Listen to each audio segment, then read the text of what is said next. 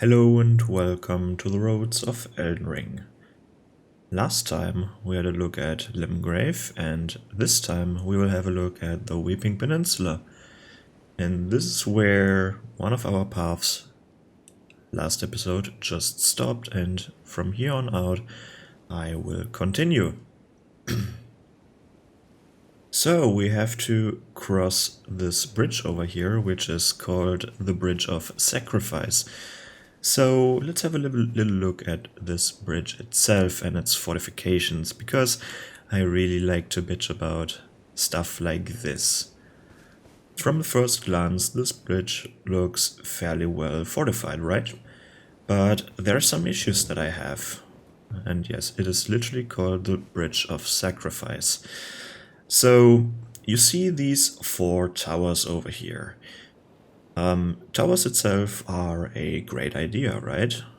You have a height and a reach advantage. You can see people coming from far away, you can alert your guards, and potentially, if it comes to a fight, you have the upper hand. But here is the first problem: you can't access these towers. Like, again, as in many structures before, they're missing doors, and I don't know why this isn't the case, and they don't have a gate. Like, if you have a fortified bridge, then you probably want to have a gate there. But oh well, let's say this bridge is fine, right? There are doors to the towers, and for some reason they decided to have no gate. Then the towers are almost fine. The only problem that I have are these wooden bridges, and well, it starts raining, because this is of course the Weeping Peninsula, and the peninsula is weeping right now. It is raining. But oh well, yeah, I don't know why there are no stone bridges on top or linking these two towers. Would have been much better. Stone is much harder to destroy than the wood over here, but oh well. Of course, from a level design we have a ballista shooting at us from here, and the ballistas are firing explosive bolts. And this one looks interesting. I don't know why they have this block on here, this wooden block. Usually I would think they have some strange mechanism where they have a repeating crossbow, something like this, but clearly this bolt over here isn't going anywhere. Like, this looks way too complicated for one soldier like this, but oh well. It's a fantasy game, right? You don't have to look at this too close. But this bridge is fairly well defended. We have a few soldiers here, and the ballista. The ballista most of the time kills their own soldiers, so if you can dodge the bolts, you should be fine here. And of course, there are barricades on both sides, and this is interesting. The island is being overrun by, oh well, the one half is being overrun by Misbegotten, so this is probably a good idea to put the stakes towards this side, but of course they want to protect the Weeping Peninsula from the other side as well, so the ballista is facing this direction, and of course it's facing the direction of Limgrave, because the player's coming most likely from Limgrave. There is another way over here, on top of the Weeping Peninsula, which includes a jump from somewhere on these cliffs over there. But the bridge itself is probably the path that most people will take. So let's continue. Here we have our first grace to the side, and we get the official Weeping Peninsula mark over here, and I like that the graces are to the side. It would be easy to just put them on the way, but of course they have these golden rays leading to the grace itself, so they can hide the grace itself behind bushes and stones without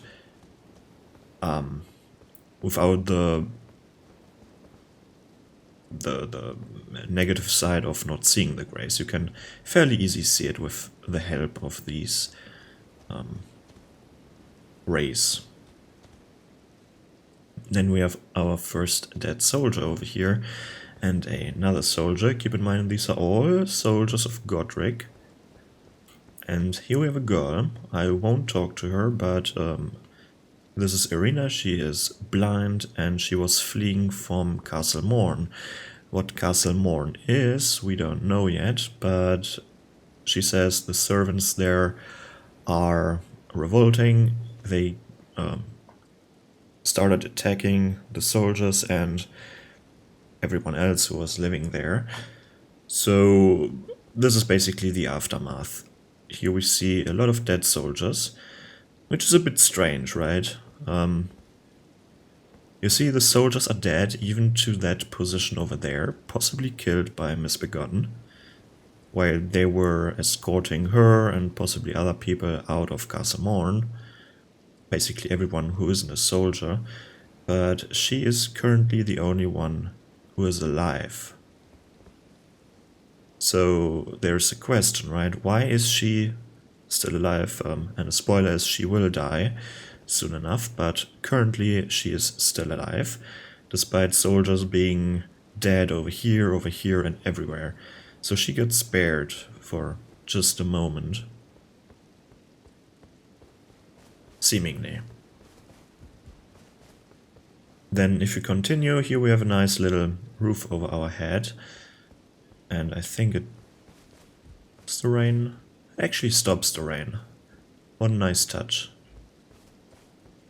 Usually in these games, when you have a roof, it's possibly easier to just let the rain go through the roof, even though it's unrealistic, but apparently in Skyrim this was quite hard to manage, but I've just heard things here and there from some modders, so I don't know if it's actually difficult or if it has to do something with the Skyrim engine, or possibly with the engine. And here we can see a few other nobles, right? A few other nobles, these undead dogs, a troll. Possibly the troll was at some point carrying this carriage. More dogs feasting on dead bodies. And then over here we have the opposing faction, the Misbegotten, hacking away on these soldiers.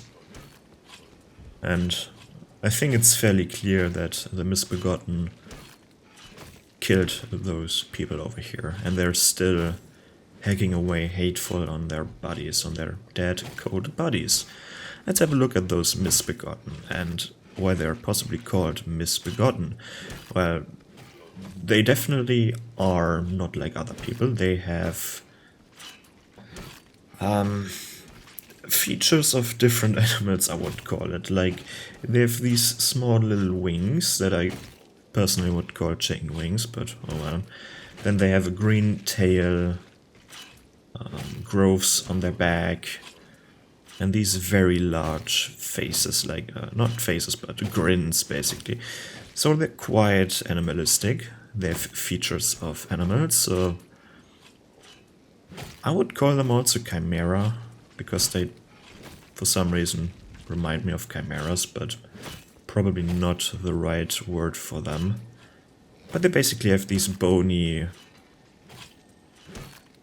protrusions, very animalistic features all over their bodies.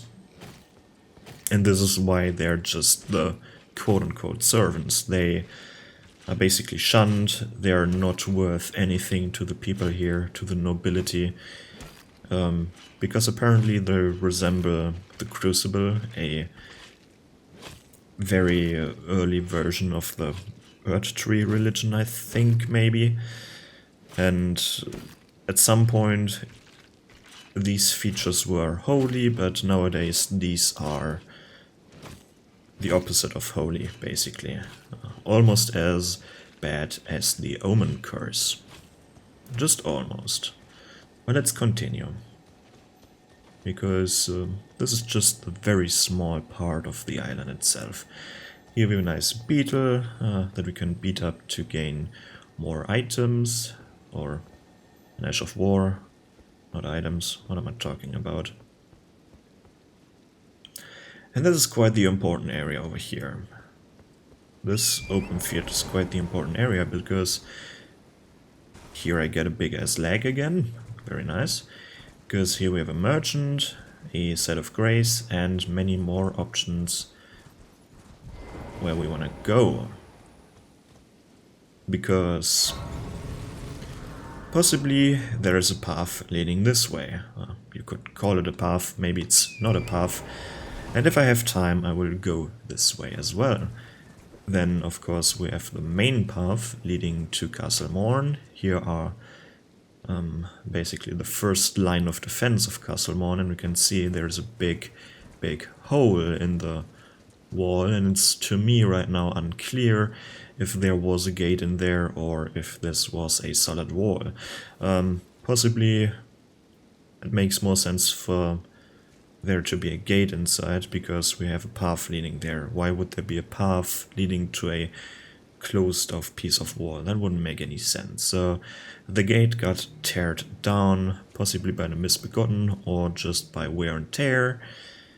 And well, this is what's left of the outer wall. But before I continue this way, I will show you the other paths that we can possibly take. One path is over here, through these woody lands alongside the cliff over there. And then over here is another path. So we have quite a lot of options. Many of them lead to dead ends, like this path. There are just a few dungeons and things you can do up there, but nothing major. This one is the most major part, but arguably not the most important path you can take, which is this path. This is, in my opinion, the most important path, because it will lead to a few very useful items. But before we continue from here on out, I want to rest at the site of grace, and I want to turn it to night time. Because if it's night time over here, we can see there is a Knight's Cavalry spawning here.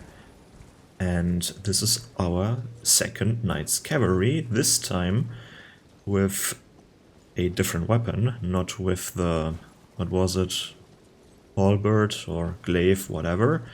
This time with a flail, with a three-headed flail. And I'm not really a fan of a three-headed flail. I personally don't like the idea of my weapon destroying itself. And by that I mean these three heads will constantly hit each other. And this will ultimately wear down the weapon more than if you're just having one head. And I can't think of a reason why you want to have three heads other than intimidation, because one head is enough. It's like, you could argue that three heads are just cumbersome or hurting the weapon itself. But here the important, or the interesting part is, here we have a stone path, and if we look over here it stops. So what happened to the stone path? Was there a stone path here? I don't know. But I won't have a look at the whole Weeping Peninsula, because I have to look at the path, right? This is the idea of the series, so I could go left and right over here.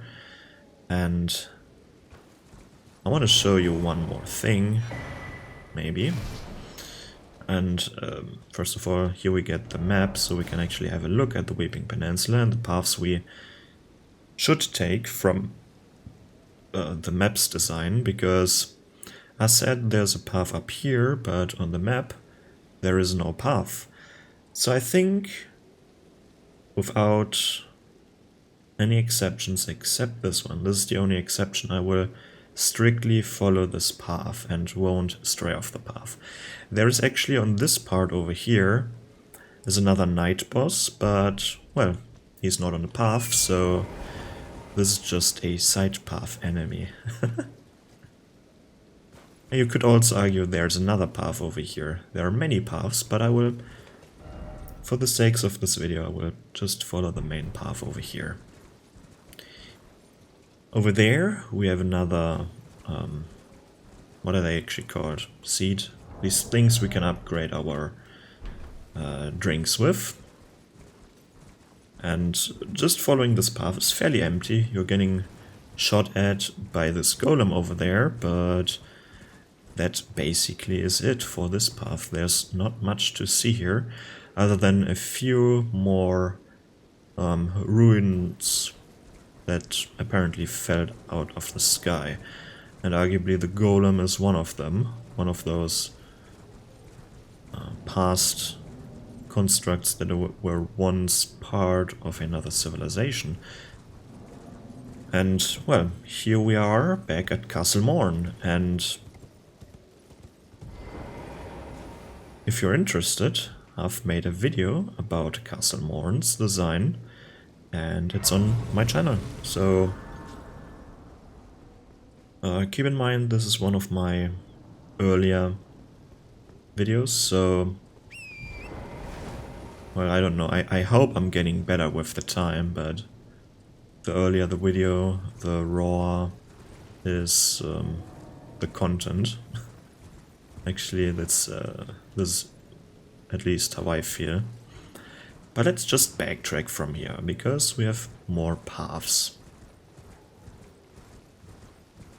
And, well, I think it's a good idea to just follow the paths that a game is telling us. I want to go and look, at least have a look at the other paths, just because this island here isn't that big. And don't ask me how I want to do Liurnia. I have to figure that thing out. But before we're going to do this, I'm turning it back. I'm waiting until it's daytime again, because I personally, except from the night bosses, I don't really like the night in these games. And, well, to be fair, it's not that much brighter right now. But just for a quick peek, let's follow this not really a path over here, right?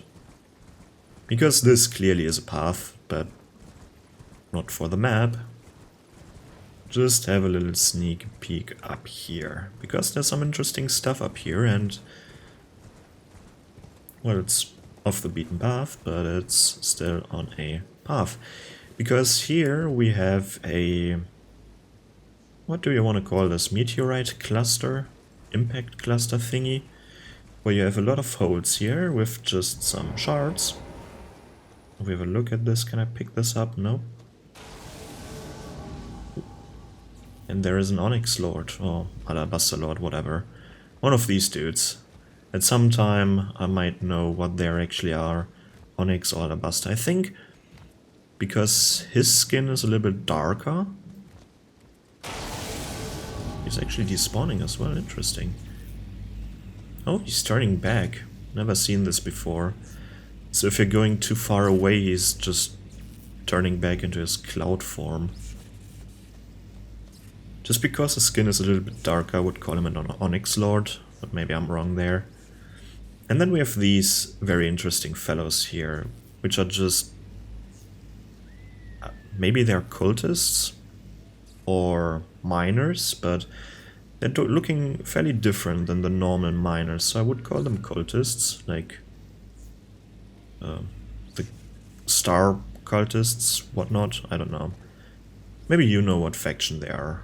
Maybe they're just miners with their very strange looking picks mining this star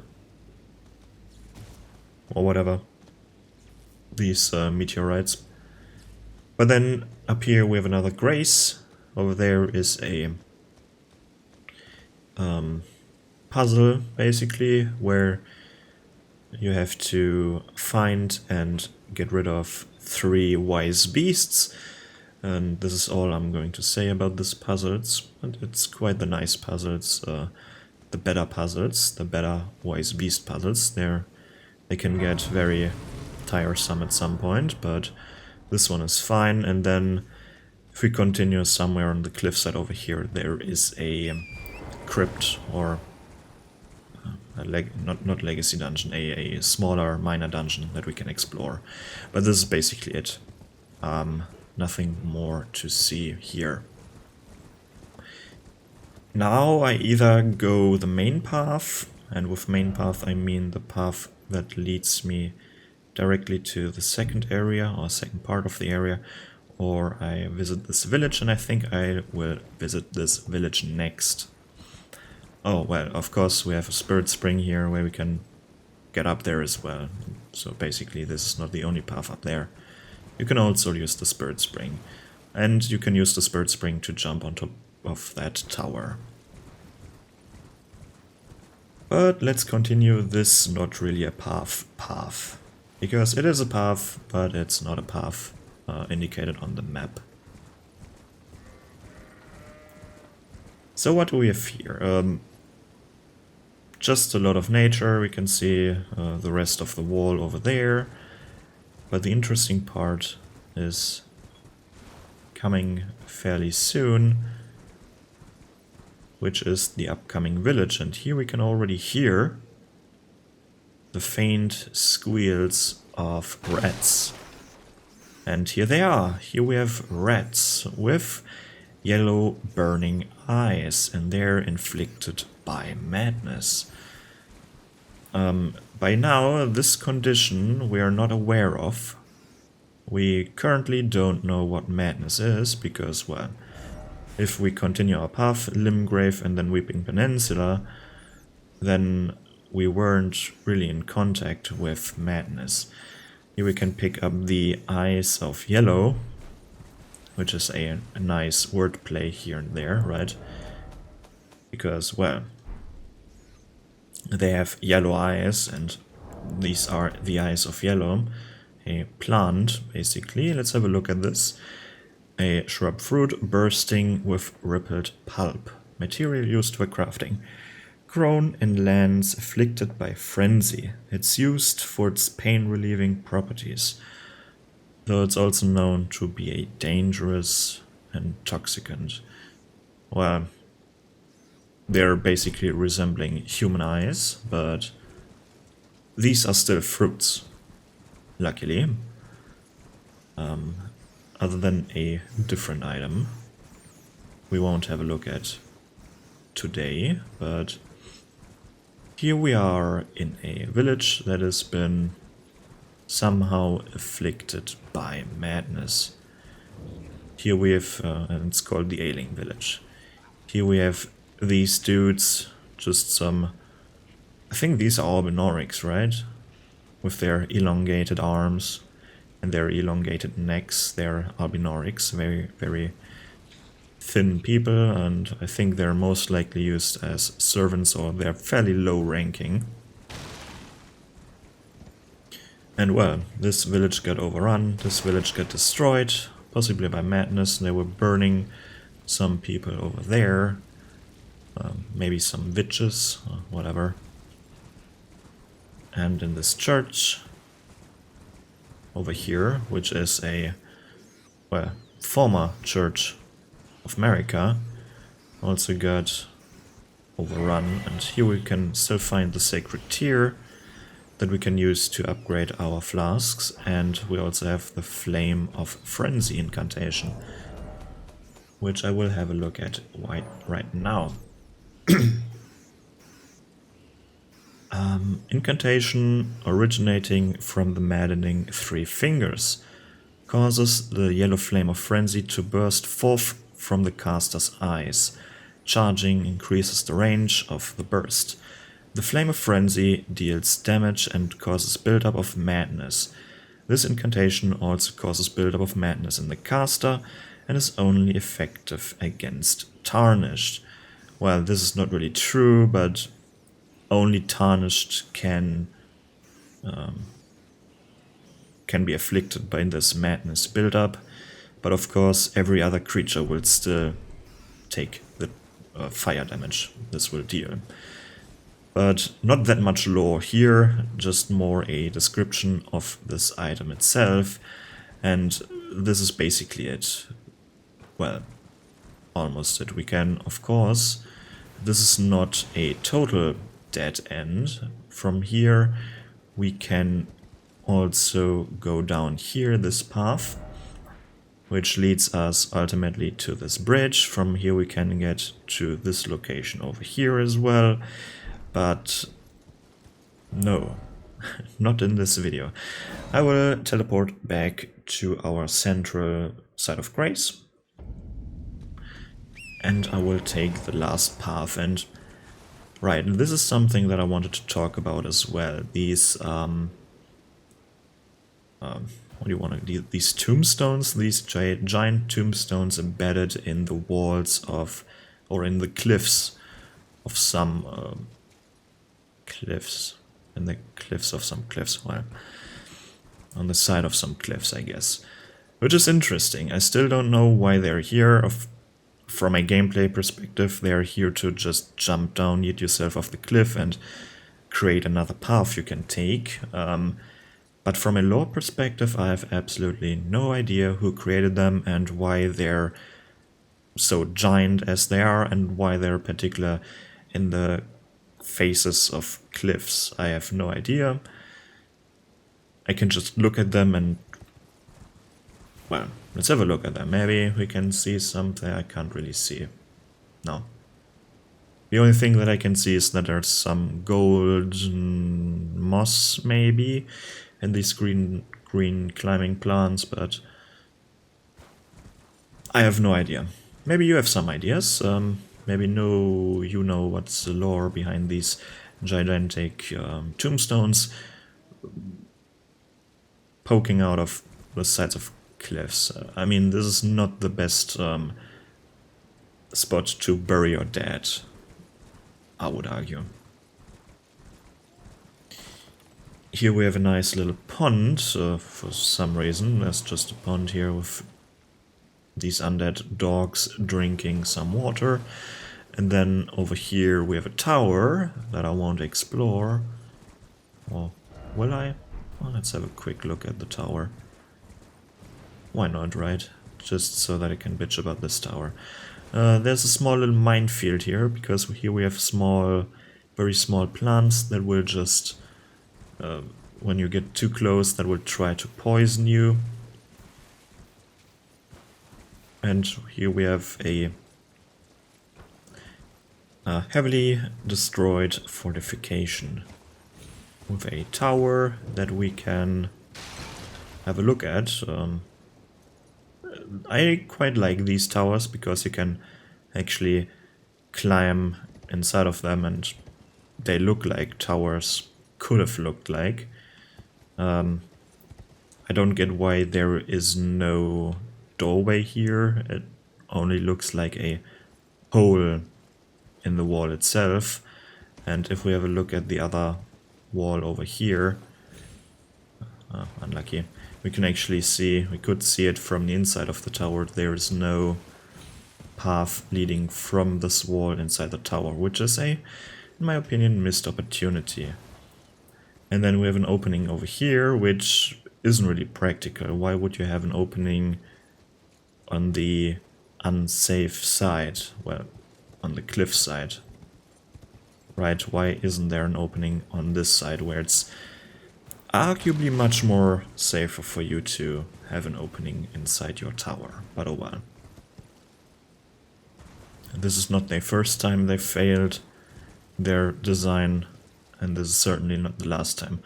On top of there we have a ballista, which will shoot at these demi-humans, but only if it also detects the player character around, and because I'm currently invisible for them, this ballista won't shoot the demi-humans. But this is a nice little hint, because if we venture on into the forest, into the ruins, we can see that there is a small demi-human settlement with a demi-human queen as well. And I think I went the wrong way.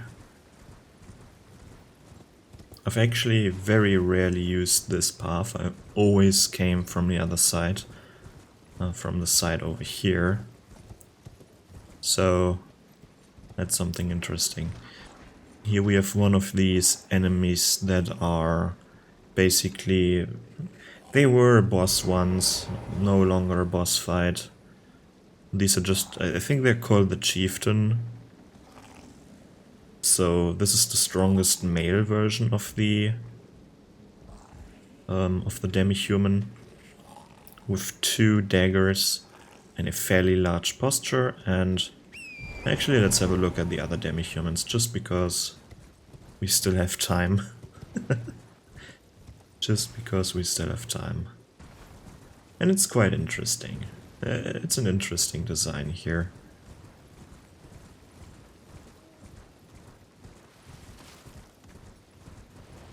And it's quite a long way, actually. Kinda underestimated this area, and it feels right now a bit much bigger than I thought it was, but yeah. Demi-human forest ruins says it all. Here we have the demi-human queen, and they actually know, they're actually smart enough to cast some spells with the staff, and this is basically the biggest demi-human there is, and this is a female. So demi-human society is basically a matriarchy, I think we would call it this, right?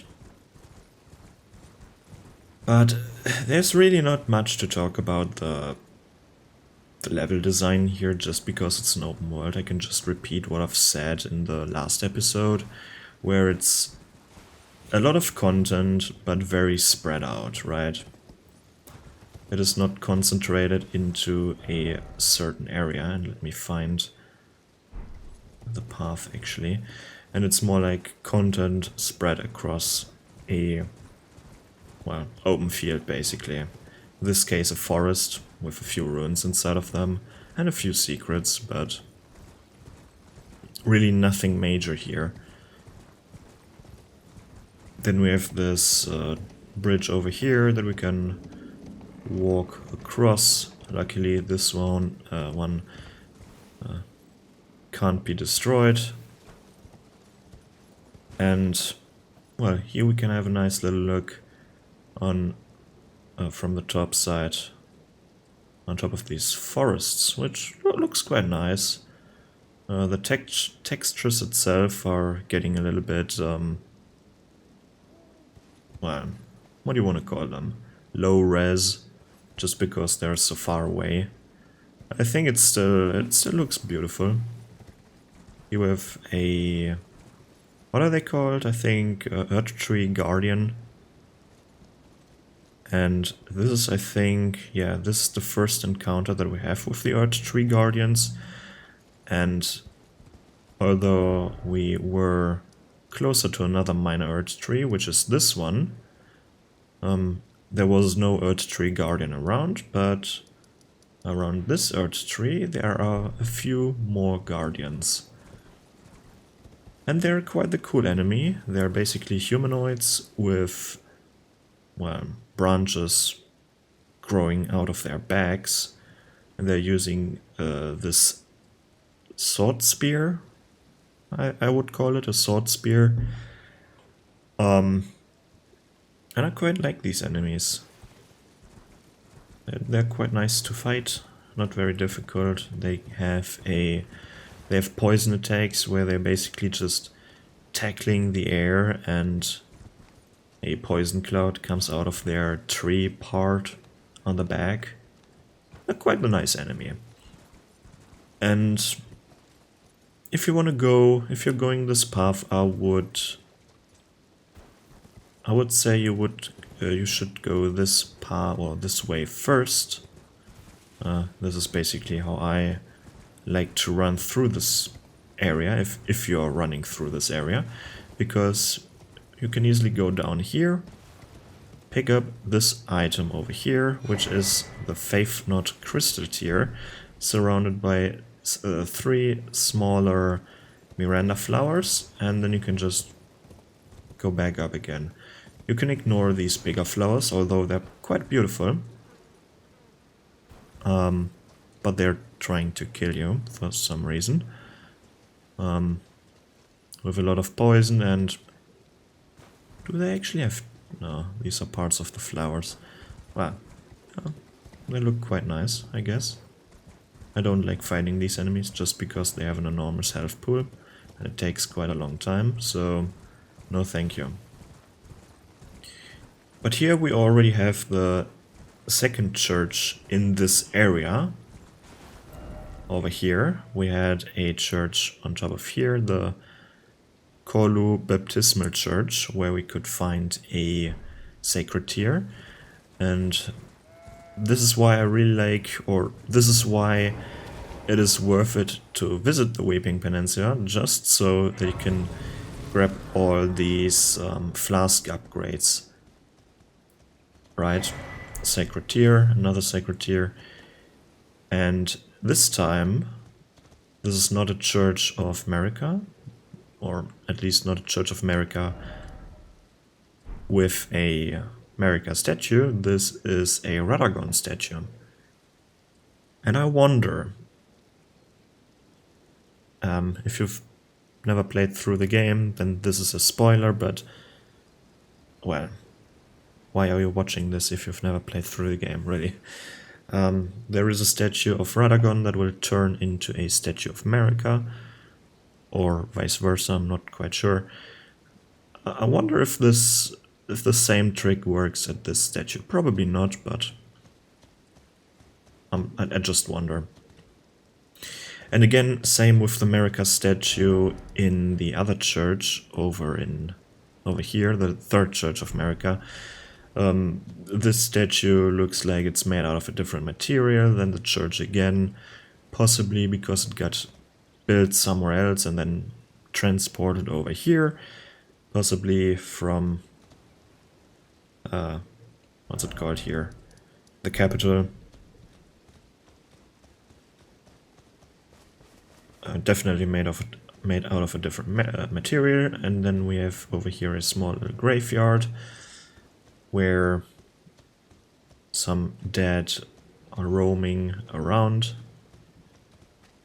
They always look strange. I mean, they're taller than a human, or than the player character, and they have these very curious horned helmets. Quite the weird design, I must say. But oh well. Not really much to talk about here. Church with a graveyard on the side. Let's visit this Earth tree over there. The smaller Earth tree. And of course we have some nobles wandering around here, just going from point A to point B and back to point A. As I said, this world doesn't really feel alive anymore. Well, anymore. It never felt alive to begin with, because this is the game we are given, but to me this is like... it's really hard to make a believable living cycle for NPCs. You basically have to handpick it for, or build it for every single NPC, and in this world it's probably not worth it, just because they're no longer really alive. They've lost their minds and stuff like this, and then you wouldn't expect them to have a normal living cycle, basically, where they're just going from A to B and they're sitting there and whatever. And here, in this Earth tree, a minor Earth tree, quite a big tree to be honest, but here we have a guardian. One of these fellas. What are they called? Earth Tree Guardian something, maybe. I don't really know anymore. Sentinel? The Guardians are these small dudes. Whatever. There are two versions of these. A normal version, which is this one, which deals normal and holy damage, and then there is also a version that is afflicted by scarlet rot, mainly found underground or... no, underground is false. Around rotting areas, basically. Such as Caelid, which has some scarlet rot attacks which are very annoying. But these are basically Dark Souls 3 enemies, and you could argue Dark Souls 1 enemies, because they are modeled after... these are modeled after the Dark Souls 3 enemy, which is on top of the very high up bridge in the Farron Keep area, the swamp area, the stone stray demon, or whatever you want to call them. And the stone stray demon is ultimately modeled after the Dark Souls 1 enemy, where you basically fought 2 of them in the tutorial area at some point and then lost Isolith, but this is basically a Dark Souls 1 enemy with Dark Souls 3 movesets and Elden Ring magic. That's what I would call them. Quite interesting story of enemies, and I don't know, I'm torn. Do you like the idea of recycling assets from other games? Because on the one hand, if it fits, then why not? But on the other hand, we've already seen this moveset. It's not really something new, and it feels kind of cheap to me. I personally don't like the idea of recycling so many things, especially, for example, the moveset with the sword. It's just I think it's a Dark Souls 1 moveset. At least they have quite a... not Dark Souls 1, what am I talking about? Dark Souls 3. Because they've reused quite a lot of things from Dark Souls 3 itself, and honestly I'm not really a fan of that, because I like new things and it's nothing new, to be honest, so...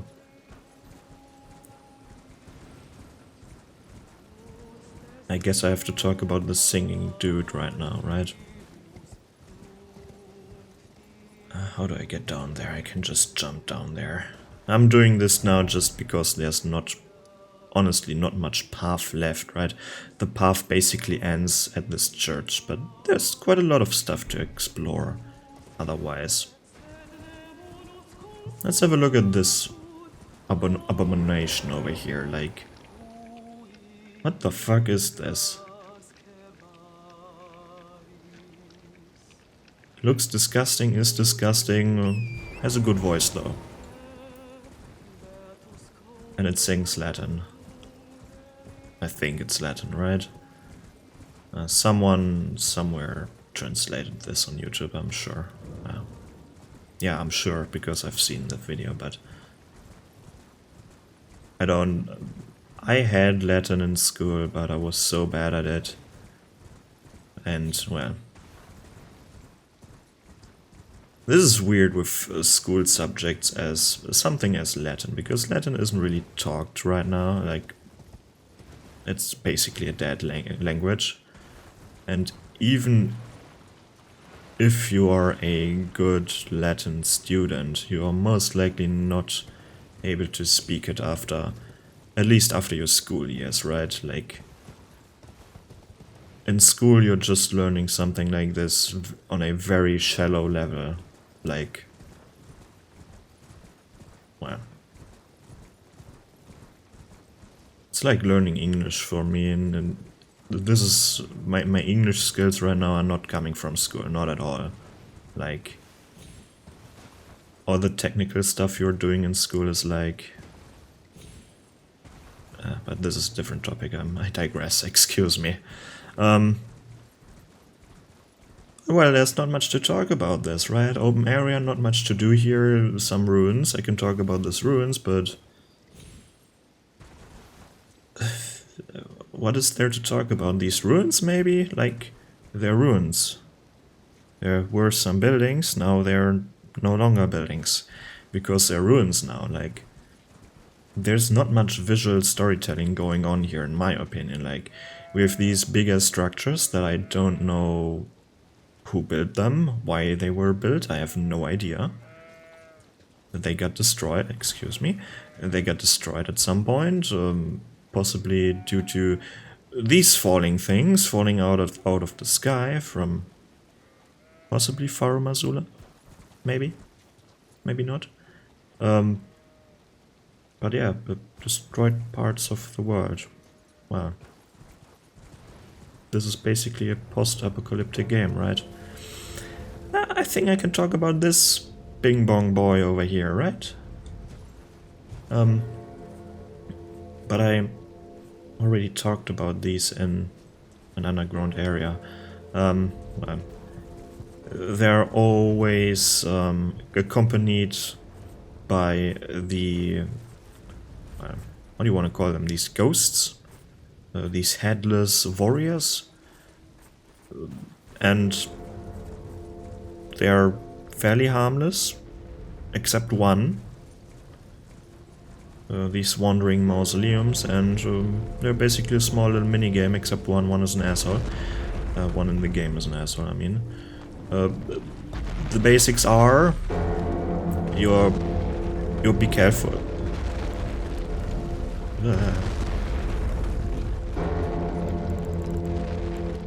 It's getting a bit loud, excuse me, like the basics are you don't want to get crushed by them, and you have to destroy these white skulls around their legs, and if you've destroyed enough, or when you've destroyed enough skulls, they will just sit down forever.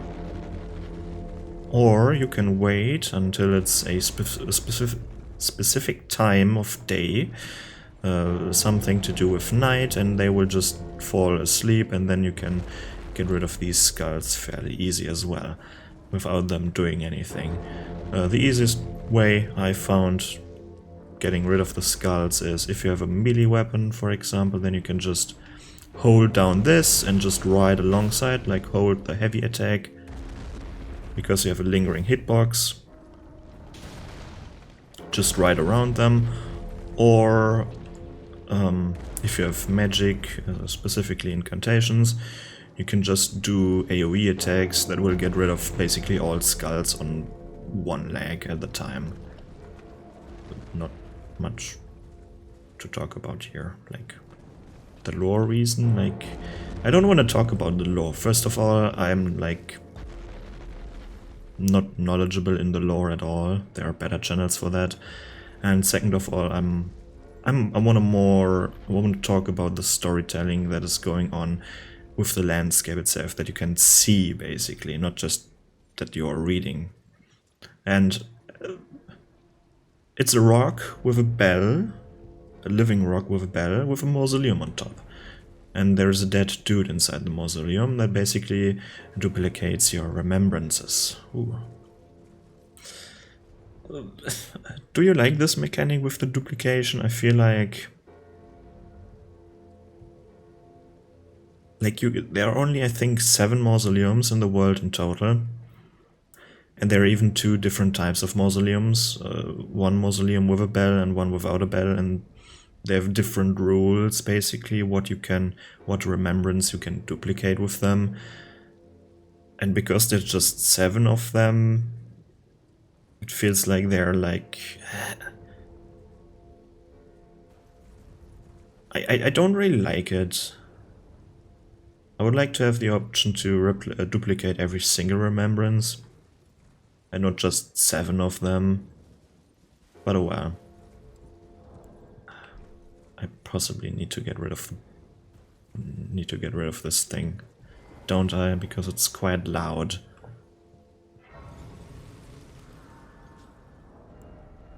Oops. No, where is it? Just turn it back on again until we get our next sacred tier. And this is basically just what the Weeping Peninsula is for. Do you actually like going through this area?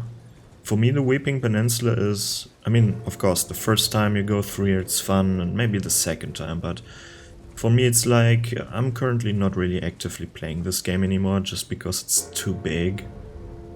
And it's just draining. A draining experience. This is basically my problem with open world games.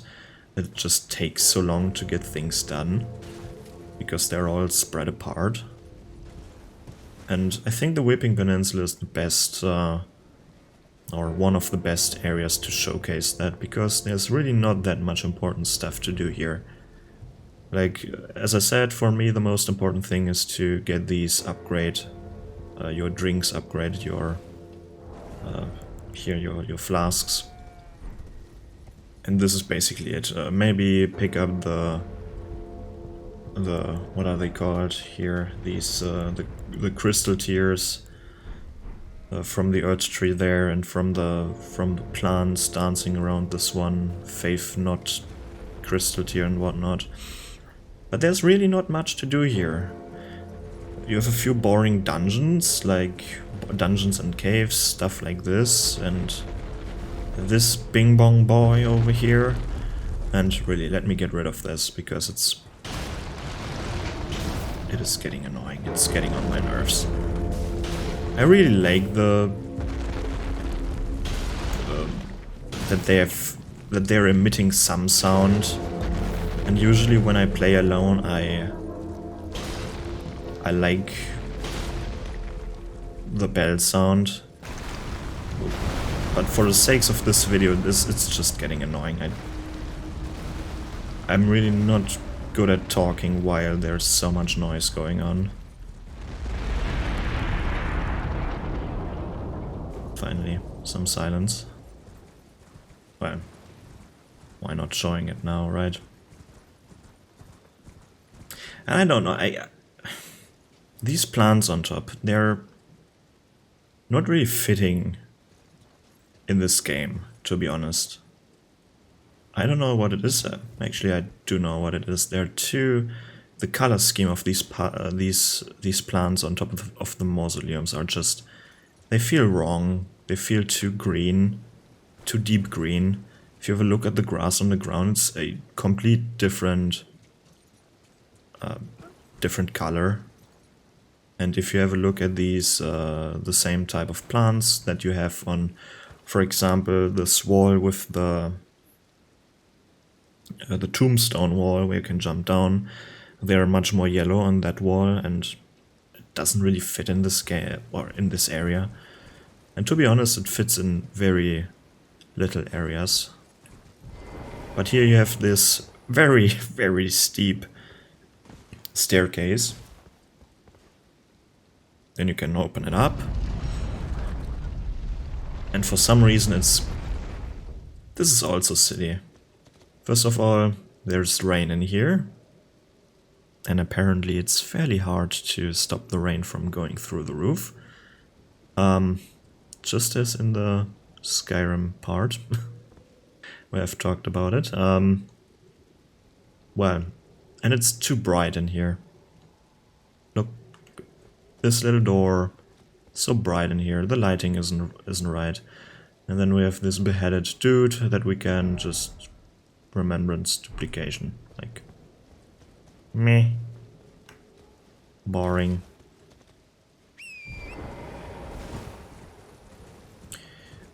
What do we have here? Again to my rant, I don't really like the Weeping Peninsula because there's not much. It's just not fun for me. Of course it was fun the first few times because of the exploring aspect. I don't know what to expect, and now that I know what to expect, it's just...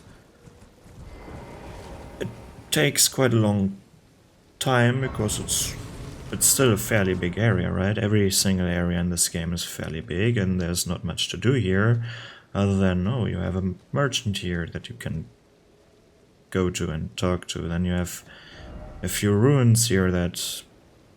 Here's some Selen questline stuff later on. Here's an upgrade. Boss... scythe thingy.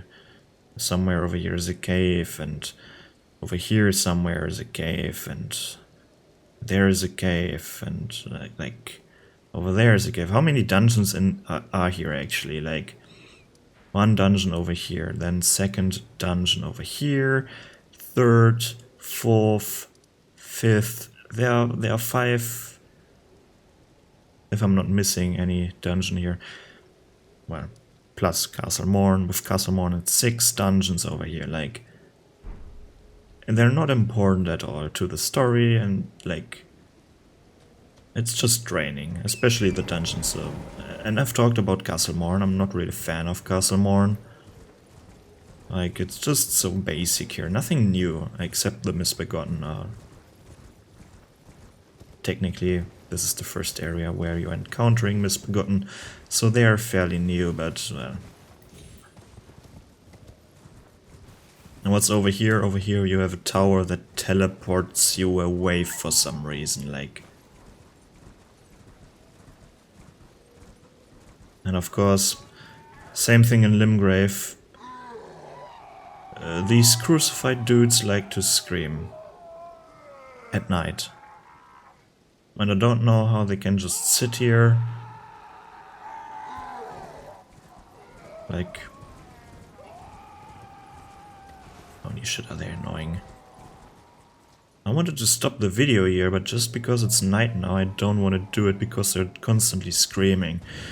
And on top of this Tower of Return, there is a chest that traps you and teleports you to a different part of the map entirely. So, okay. Let me stop at the shack of the merchant. This is, I think, a good spot, right? A good spot to end it on. And to talk about why I personally dislike the Weeping Peninsula. Hello. Are you actually selling something? What are you selling? You're selling... Yeah, the lantern is quite useful, and maybe the upgrade material, and that's it. But let's turn it day and wrap things up. Because this is the Weeping Peninsula, and that's all of it. Right. So, the Weeping Peninsula. There's probably more storytelling going around than I've uncovered, but I don't know, man. Like, the most storytelling that is going on is basically just in the first half, really. Like, with the Misbegotten attacking the caravan of Irina there, then maybe over here these... the Onyx Lord or Alabasta Lord, whatever, thingy with the meteorites falling down, then the destroyed wall, stuff with Castle Morn. I haven't had a look at the poison lake thingy over here, but honestly I have no idea why this is there even. Then the Blighted Village, or the Ailing Village, excuse me, not the Blighted one. But... And then maybe these ruins with the demi-humans, but that is basically it, to be honest. Like, what am I supposed to read off of these ruins here, right? Like, and there's another poison pool. Like, why is there poison? I have no idea, honestly. Is the game telling me why there is poison here? Let's have a look, a fairly quick look, like...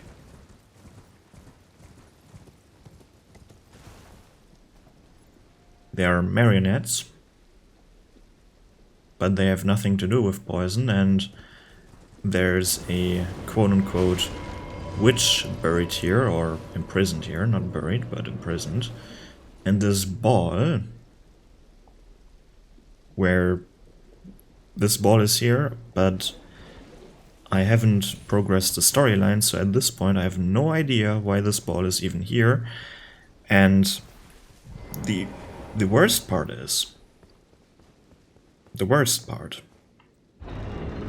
you can find Selen down here, right? Really early on.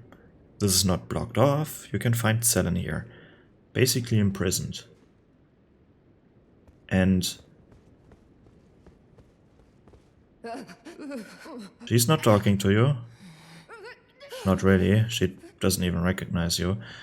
And like, you can't talk to her about this at all. Like, that you've found her twice now in the game. Like, this is so confusing, and her storyline, to be honest, is a mess. But, well, not much to talk about this area, to be honest, anymore. So, I've already said I don't really like the Weeping Peninsula. It has too many problems. First problem is there's not really much going on here. The most important part, story-wise and storytelling-wise, is possibly the part with the rebelling Misbegotten, that's what they're called. And maybe the village, the ailing village, but it's not telling much either, so maybe I haven't picked up the shield there. Maybe the shield that you could pick up there would tell a little bit more of the story of the ailing village, but I doubt it. I honestly doubt it, but... And over here it's just... Once, in my opinion, once you're crossing this bridge, the quality of content dips tremendously. The quality of content in the sense of lore or visual storytelling, like, it just... I don't know if I'm blind or if it's just confirmation bias because I don't like this area, but I don't feel like the part past this bridge is worth it. It feels, to me, it feels lazy. And again, if there's so much storytelling going on here that I just haven't seen, then I'm sorry, I couldn't see it, I don't know. Maybe you have some ideas what is, or maybe you know what is going on here, why it's so boring. Like, I've said why it's so boring, right? Not much going on here, not even storytelling-wise. There's not much significance to this area. Maybe only to this tower because it transports you to the capital, but these teleportation traps are just such a lazy way, in my opinion. I really don't like teleportation in these games. It feels like... I mean, you can't even go from there somewhere. Like, you're stuck on this small part and that's it. You just have a sneak peek to what's going to come. Like, it's spoiling the city for you, in my opinion. Like, the capital, which is just... Ugh. I would like to vomit that. But... well, enough ranting around. The only thing that I like about this area is that you can see other areas from here, like over there are the mountain top of the giants. If you look really close, you can see this, the forge thingy, the cauldron, then Stormwell Castle over there, Church of Anticipation, or Chapel of Anticipation, whatever, and then Ionia? Oh, what am I looking at? Is that a volcano? What am I looking at right now? A volcano should... I have no idea, honestly. What am I looking at? What is over there? Is it Leonia? No, there's a... No, this must be Leonia. Yeah, right. This is the Rani Leonia part. The very late part that you can see in the Earth Tree. The minor Earth Tree behind that is the Earth Tree that you can reach much earlier. Never mind. Just because the map isn't uncovered, I have no idea what I'm looking at. But, well, that's it from me. Maybe you have more things to talk about. But this is the Weeping Peninsula, and that's it from me. Goodbye.